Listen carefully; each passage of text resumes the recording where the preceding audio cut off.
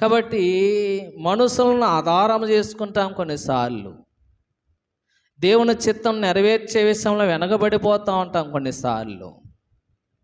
అబ్రహాము ఎప్పుడైతే విడిచిపెట్టినాడో అబ్రహాము ఆశీర్వాదం మొదలవుతూ వచ్చింది. మన జీవితంలో దేవునికి ఎప్పుడైతే ప్రాధాన్యత ఇస్తామో అప్పుడు దేవుని చిత్తం ఎప్పుడైతే నెరవేరుస్తామో, దేవుని చిత్తం ఎప్పుడైతే కొనసాగిస్తామో దేవుడు ఆశీర్వాదం మొదలుపెట్టనై ఉన్నాడు. మనం ఏం చేస్తాం? కుటుంబంలో ఉన్న వారిని మనం ఎక్కువగా ప్రేమిస్తాం.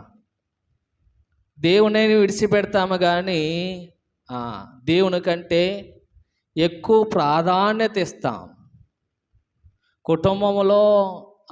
కుటుంబంలో అనేక మంది ప్రాధాన్యత ఇచ్చేవాళ్ళు చాలామంది ఉన్నారు.